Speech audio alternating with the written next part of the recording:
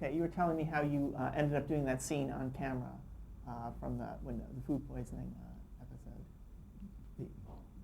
That Andy Ackerman asked you to do it on Oh camera. yeah, do it on, yes, Yeah. do it on, and I just did it, and it's, I guess when you feel that you're with good people, you believe things that you don't believe yourself. Sometimes people can give you the feeling of courage that you might. I always felt, I never felt like I was a courageous actor. Like some actors would do things because I didn't have the time, or I wouldn't get more than 1 or 2 takes or whatever it is. So you had to nail it beforehand. You had to almost have it in your head. But that show allowed me. I always said there was no air between us on that show. Whatever I came on with at that moment, I had the freedom to do whatever it was. There was one scene I was having and talking about the brassiere. He was telling me he was going to become a brassiere salesman, and the opening there was on the table was some rolls and bagels and whatever, and the scene started, and the first thing I did was, and I remember later, I had no thought about it. I just started peeling out the dough from the bagel, so that it would, so I was going to not put on weight, and just doing that. Nobody said how to start the scene. So, and from that moment, I realized I can do whatever I want. I could feel the way I want. I picked up a toothpick. I did this. I did whatever came in. There was nobody telling you how to do it. The only thing I got was improvements. Larry David would, if you were doing something, would come up to me and say, "Okay, say this." This was at the when the trial. He said, "Okay, here's he's talking. Why don't you say to him, why did George Steinbrenner pay $12 million to Arabu?" I don't know. He came over to say that on us, and next thing I know, I said, "Isn't that funny? That's nice." When George was missing, we thought he was dead, and Steinbrenner came to the apartment to bring his condolences. He said to me, "Say this to Steinbrenner in the middle of the morning for George. How come you traded Jay Buhner?" And Larry would walk around, jumping up thought, and sending you messages. So whatever was happening to you was also happening to him. He was like communicating with you in some secret language called acting or theater or whatever you want to call it. He was a gift. He was a gift. Let's talk more about the character you played. What was the name of your character, and how did you develop him? Frank Costanza? Well, first of all, we never knew what his ethnicity was, because they never said. All I knew was my wife, Estelle Harris, this wonderful woman who wasn't afraid to give it as well as take it, was always making paella, or having a big argument with the Seinfelds. She didn't like the Seinfelds. "I don't like those people. They're there. I don't want them. I don't want them." But we have to get together because if George was, friends. The character developed. When one day I came up with a line which was totally my own, because people said to me, "How can people who eat kasha and knedlach and matzahs have the name Costanza?" And I said, "Well, they're a Jewish family in the Witness Protection Program." So that line stuck, in my head all the time. And you could never find out, we never talked about it, about what was really these people's background. It could be anybody, but at the same time, we all knew. And in terms of Frank's characteristics, and why was he always so angry? What did he want from the world? Well, I didn't know why I was angry. All I know is that I had Estelle Harris to cope with and deal with, And one day she said, "I want a divorce." Like that, I said, "What do you want a divorce for?" "I don't know. I don't like you." I don't know what she didn't give me an answer. So we went out and we got a lawyer. My lawyer was a guy who wore a cape in Washington Square Park. "He's not a lawyer." I says, "He's a lawyer. He doesn't have a degree, but he's a lawyer. We'll go to him." "Okay." That was the guy. Then the idea, we're riding to we went to George's in-laws, future in-laws.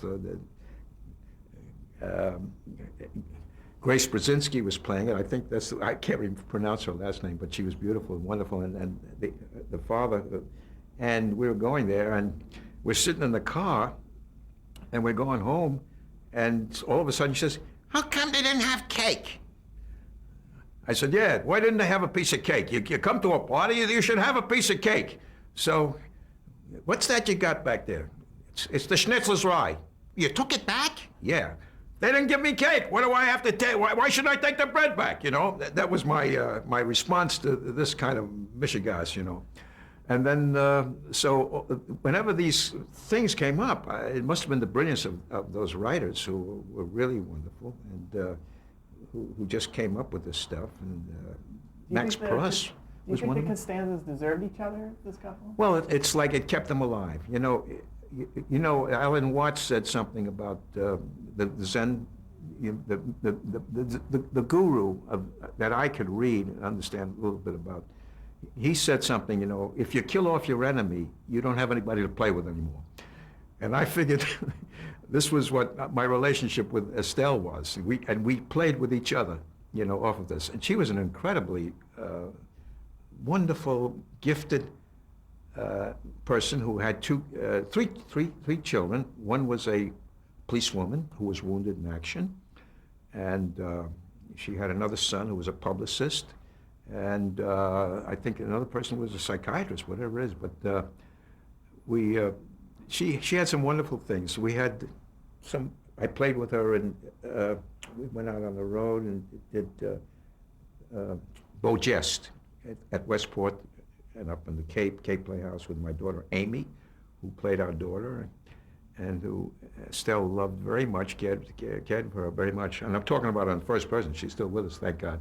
And she became Amy's friend. "Oh, Amy, you'll find the right guy someday. I'm sure you will."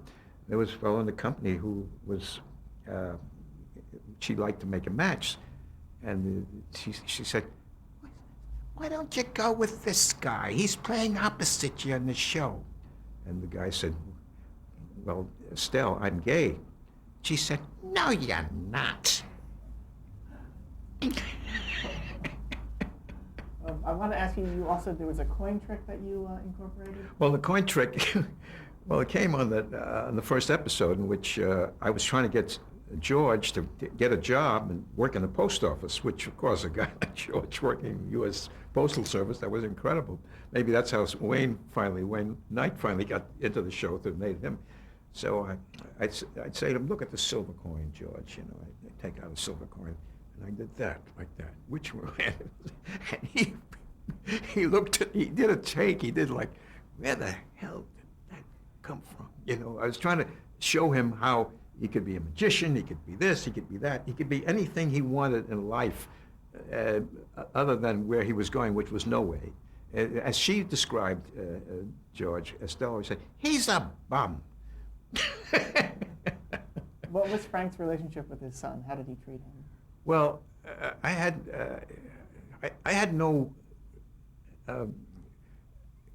It was a little bit like you didn't have any attachment to him in any way.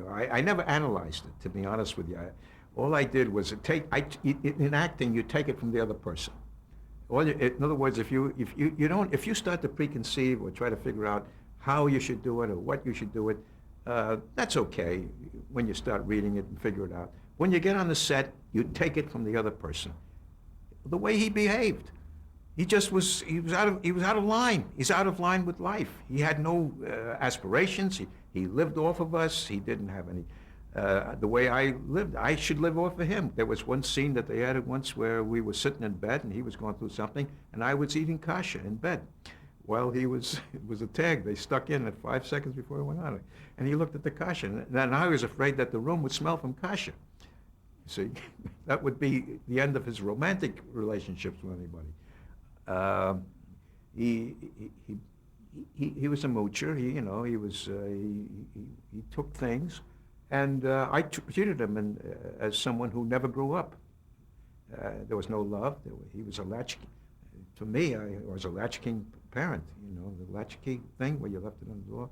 He never got a fair shot in life. I figured he had to live with something that was terribly uninformative and unnatural. Can you talk a little bit about the costuming of Frank Costanza?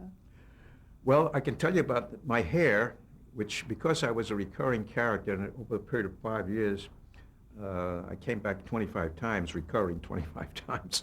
So every time, between shows, I was always doing something else in New York. I was in 3 Broadway plays, 2 Broadways and 1 off-Broadway, my wife's play, after play, because I never knew if I ever was coming back. So whatever I was doing at that time, I was in 3 Sisters whatever. 3 Sisters, and I also did a movie for Joan Micklin Silver. So when I come back into the show, I always looked a little bit where I was the last time.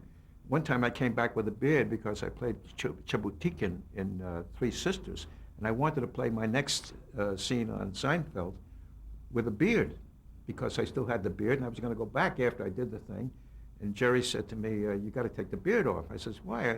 Why can't Frank have a beard?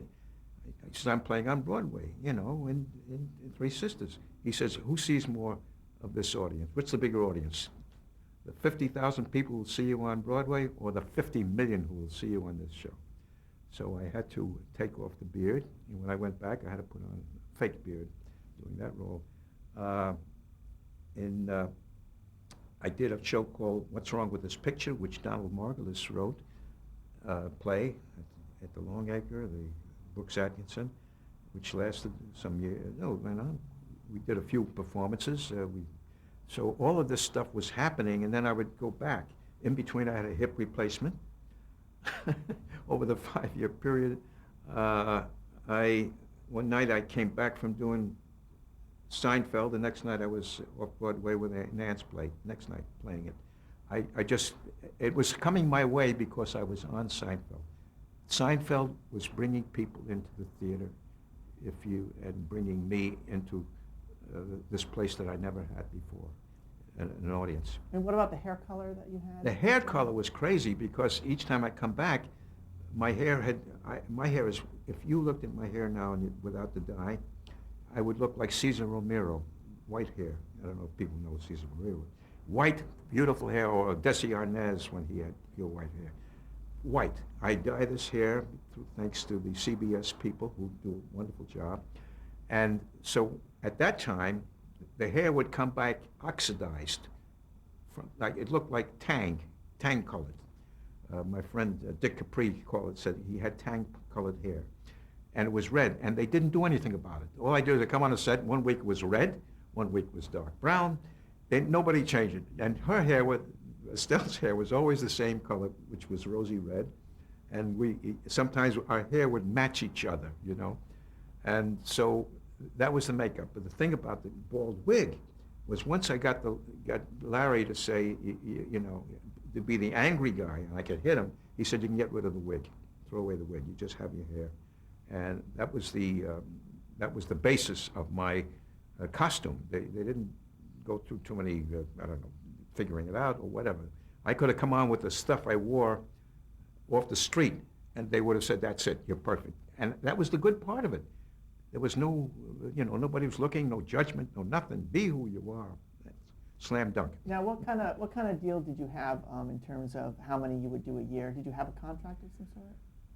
Oh, well, when you get to money, in this business, you got to ask yourself the big question. Are you doing it for art, or are you doing it for money? Are you doing it for survival?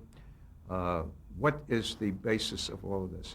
I didn't care too much about what they were paying me, but I was getting what most actors got who were what they call recurring. This went on for a number of years, and then one day I asked for more money. And there was a negotiation, as they say, and I threatened to leave. They threatened to let me leave. And my agent, Michael Harding, who was really a very wonderful guy, he wanted me to stick out for more money. All right? He says, you're too good to be working for this. I didn't have the nerve to go to a place where I could have said I wanted name dollars. I didn't have it. And I took a nice raise, and I felt in my heart I was lucky to be working on this show. And the next thing that happened was I got into a show called The King of Queens. That's when I started making the money that I felt was more commensurate with what I should have been getting earlier. But the nature of our business is you're lucky to be able to perform, and things will come your way no matter what. I always felt that was it. And things did come my way. And I'm satisfied with it. I want to ask about some of the co-stars you worked with. Can you talk a little bit about Jason Alexander, working with him? Jason Alexander, one of the most incredibly gifted men that I've ever had the pleasure of working with, because of his generosity on stage. Who really, let me put it this way. When you're working with an actor, and the actor is listening to you, looking in your eyes, and you say something, and not only are they listening to you, but somewhere along you see a glint in their eye, or a laugh, and they laugh at you, you know they're hearing you. They're not thinking of their next line. Jason Alexander was the kind of guy who said to me once, "You're the funniest man I ever worked with in my life," between takes. Now, what more does an actor need? I don't need the money after I hear that. I didn't come, you know what I'm saying? And I was so taken by what he said. Then he did something which was incredible. When the Friars had their first Friar on the Air show, which I was honored as a Friar, and I said, "Why me? I'm not a stand-up comedian," but they said, "Because you have people like you." Jason became the roast master, and he came out with these wonderful, wonderful, he wrote an entire piece, a song literally about me. Why would he do that? But he's got a lot. He had a family, he has a wife, he's got a career. He pushed himself into that place, and it was one of the most beautiful moments I could ever experience in my life. What about Julia Louis-Dreyfus? Julia Louis was a girl who when I did a line in which I came into the courtroom and I got PO'd at her for getting Jason into a problem that now he's being held on charges, I said, at one point, I said to her, and I was so mad at her, I said, "You want a piece of me?" Well, the next line couldn't come out of her mouth. She just broke up and laughed right on the set. So, of course, you do take two. I said, "You want a piece of me?" Completely gone, complete. 5, 6 times this went on. And I don't know how to express this. When another actor laughs at what you're doing, it breaks them up, it takes them out of where they are, you know they're hearing you, they're laughing at you, they're with you. That's the kind of thing I got from Julia Louis. I always made her laugh. Michael Richards, he and I would choreograph scenes. There was a thing where we had the pool room, and he was teaching how to, and I kept screwing it up, and we choreographed. The minute we got on camera, we didn't do one moment of the choreography. All we did was what we wanted to do. and it was okay. Nobody came over and said, "Oh, you should do it this way, you try it that way." Nothing like that. And so everything worked. Was there time for a one-on-one rehearsal like that? There was never much time for any rehearsal. I always worked with a tape recorder, a little mini cassette, where I learned my lines, do the best I can. And because the relationship was so warm and so supportive and so giving and so unselfish, the lines came. But we would do it if we screwed it up, do it again.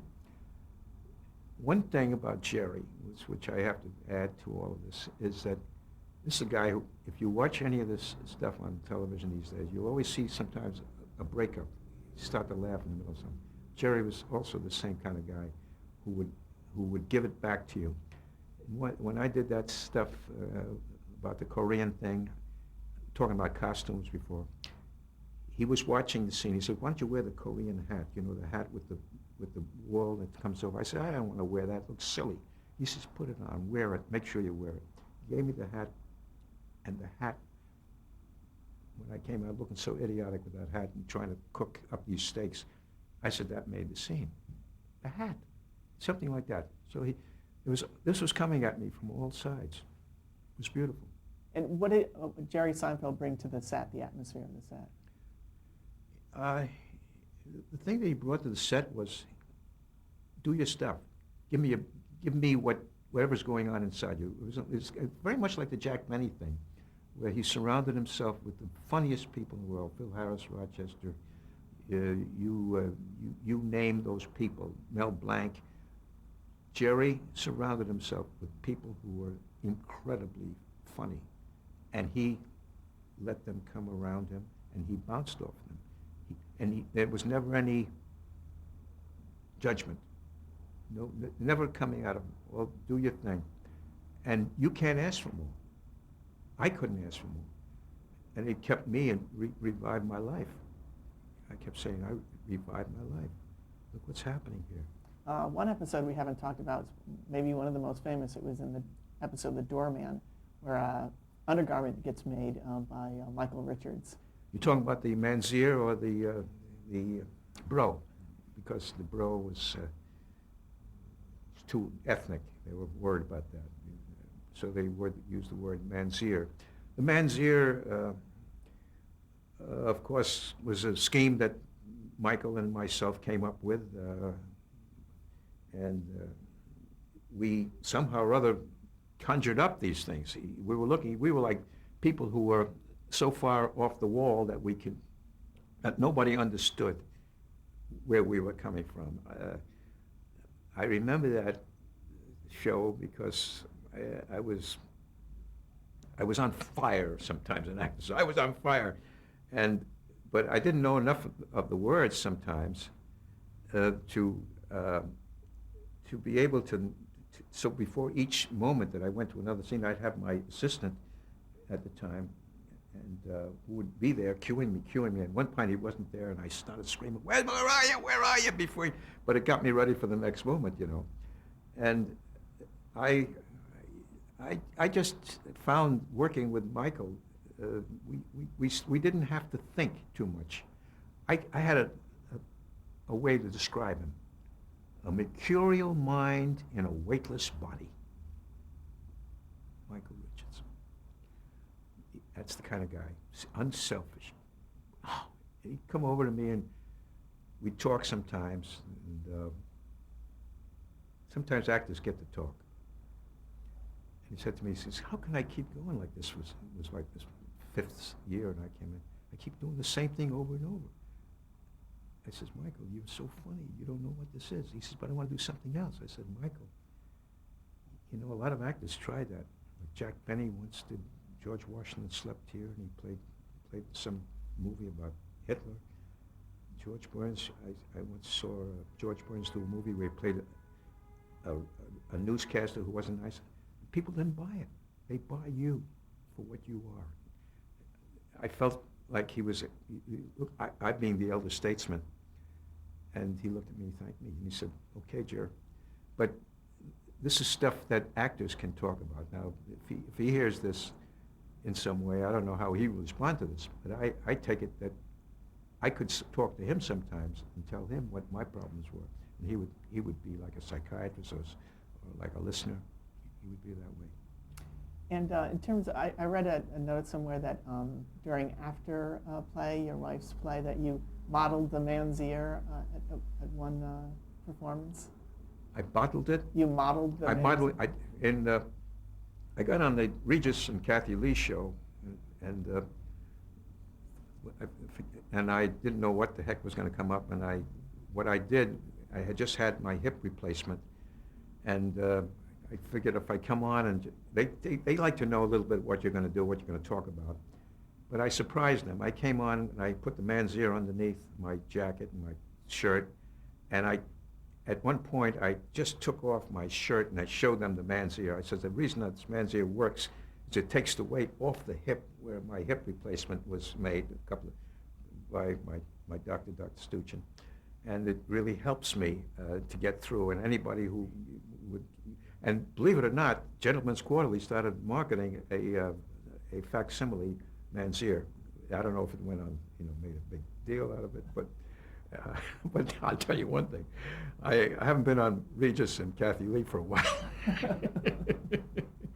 So I wanted to ask you a little bit about filming the finale. What did it feel like doing the last episode of Seinfeld? Oh, gosh. I'm trying to remember all of this stuff. We got there on the set, and there with every actor we were all there. And one of the nice things that happened about a year ago was that Steve Moscow, who was now the head of Sony, had taken this wonderful photograph of everybody in that last scene at the trial, and he got me this, and it's one of those classic pictures that photographs made by some photographer who's a Pulitzer winner or one of those things, and I've got that, and everybody's face had said something about that trial, what went on at that moment.